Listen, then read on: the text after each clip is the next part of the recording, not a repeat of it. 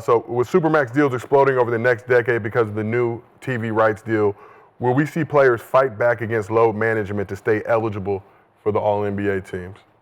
Right. We talk about load management. Players get the criticism for that, but really this is more of a team thing and forcing these players to rest. But with this 65-game minimum, and Halliburton talked about that, I believe, last season, dealing with the hammy injury, but staying out there on the court to try and still be eligible for postseason awards. They should shorten the season. Shorten the season? Give these guys the rest that they're asking for. Everybody who's caught up on this, we did it so y'all can do it. It ain't the same game. They play it faster. They're more explosive. They don't lift as much as we did, so they don't have the durability. You give them rest. You allow the summer to be more of a rest summer. You allow these guys to make decisions not to go play for the summer teams and all that other shit. And you give guys a much better opportunity to make a 65 season threshold rather than 82, missing those 20 games because of rest. And, you know, these Achilles injuries are not low cut shoes problems. It's a load management problem because these guys are moving different. They're not the same guys. Can't just ice like Karl Malone and John Stockton did every day and expect that to be the metric because they wasn't doing things that we're doing today. The way that these guys are moving, the explosiveness, it's going to pop those bands. Those Achilles are going to pop right away. So they need rest. You got back-to-backs. You got 2-3 days. You got this type of thing with the air thing, with the flying and the blood clots. With you gotta manage the threshold better, and I think that's going to allow these guys to play longer. You know, you got Joel Embiid, 82 games. He's not going to make it for the rest of his career. So if you got a 65-game season or a 70-game season where guys can actually have some rest more in the summer and then not have to push themselves to overexert themselves by postseason, you might have a better-looking league. But do you think players would stand for that, knowing what's at stake in terms of individual accolades, records, scoring titles, all that type of stuff? Yeah. Dropping down from 82 to something might be more beneficial for the league. You don't have a restriction on your accolades anymore. Yeah. And it's shorter games. So that 65 that you couldn't reach, it's actually, that's the whole season now. That's 60. Now you play the whole season. We ain't even worried about your awards or anything. And you got 15, 16 games that you would have had if you got injured to rest. Now you got that rest. So guys are going to take the approach to be more subtle, more cautious with their training, who they train with. It's not going to be reckless. And the league and the owners, the money that's coming in from the deals, they have to move that money around and spend that money now on the players, like Gil was always saying.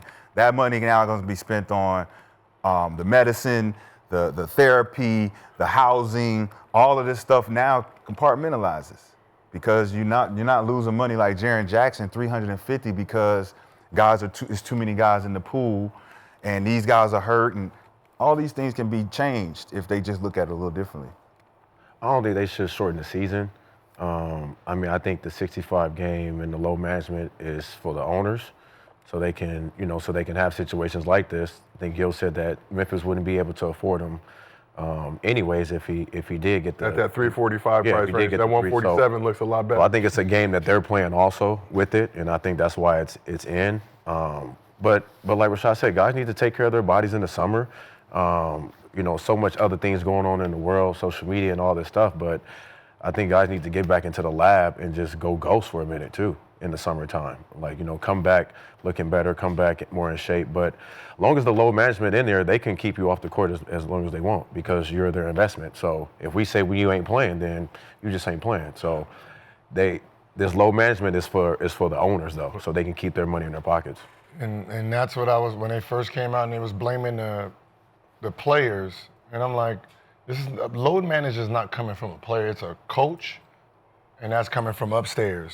When we played and our injury was, 6 to 8 weeks, they told us 4 to 6 weeks because they was trying to get us out there, right? They wanted the fans, and they're trying to push us out there.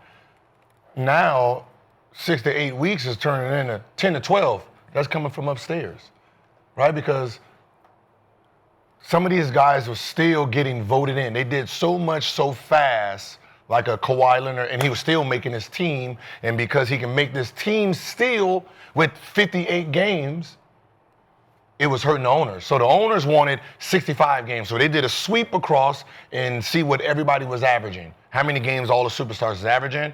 And that's how they came with the baseline 65. But now they get to use it as a weapon.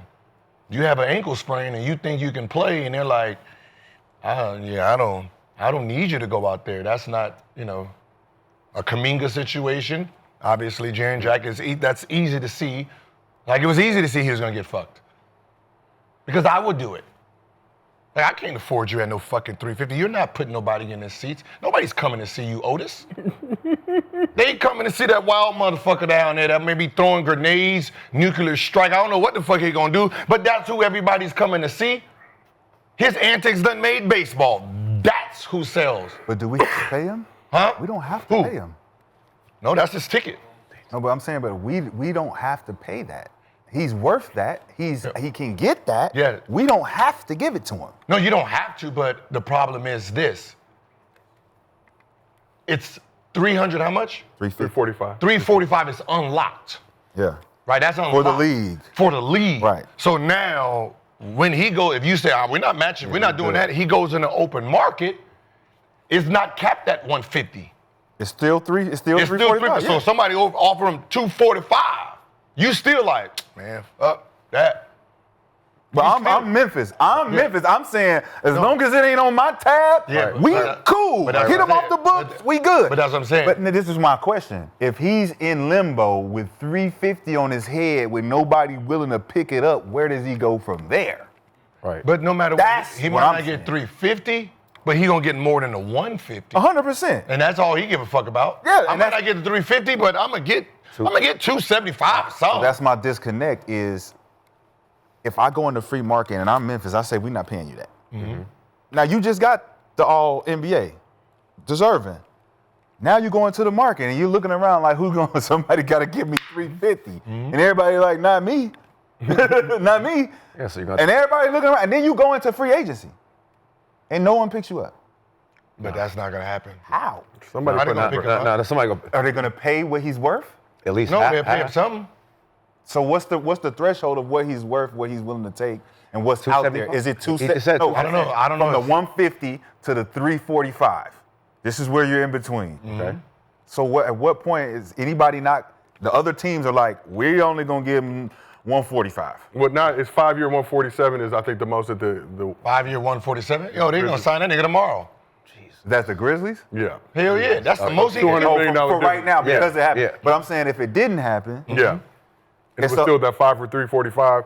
Grizzlies under no obligation, but hey, we'll try to move you. so I'm asking, like, what's the Somebody- minimum you could give him if you're another team? What's the minimum you can give him?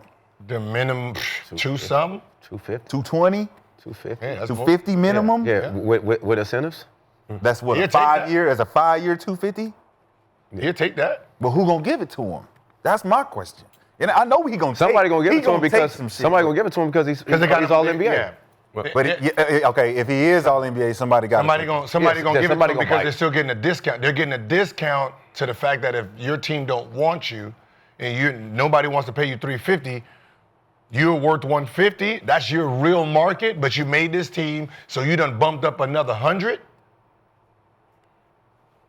Somebody will jump out there. Somebody will Who's in jump the out same there. position though? Right now, who's in the same position? I don't know. Nobody. Wait, Who? Luka. no, Luka's on the. No, see, Luka is. He was supposed to get the 345. Luka's a they part. said Now think about it. You got Luka and him up at the same time. right. Both asking. Let's say Luka asked for 250. But ain't this the same scenario before you finish? Ain't this like Kinda. the same? No. They were both. One is 140. One is worth 140. One is worth 350. Right.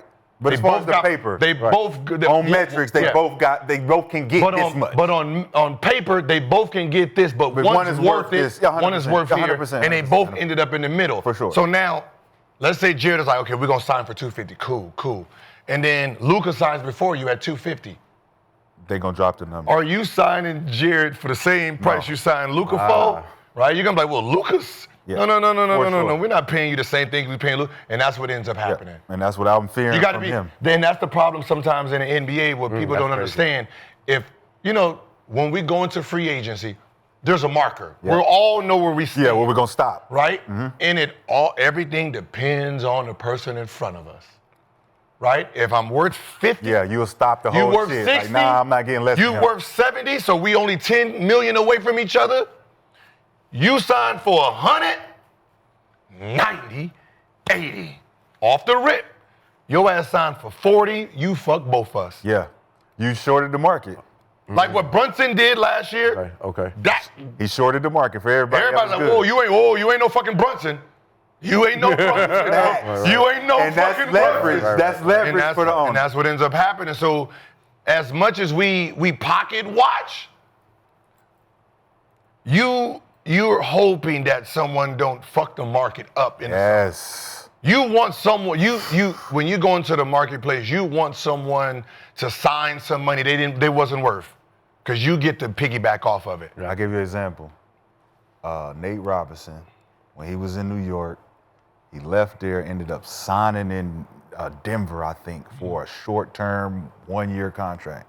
But before he did that, the market for mid-level exception players was like 10 million plus. Yep. He took a 1-year, $2 million contract. Yep. So everybody that was in free agent now seen, because he was averaging 20. Yep. Nate's averaging 20 off the bench for New York.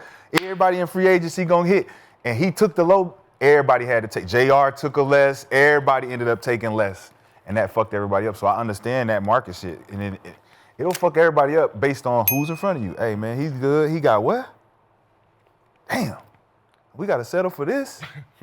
Shit. So good. You talked about Jaylen Brunson. We're going to hit the Knicks in 1 second. But today's podcast is sponsored by SeatGeek.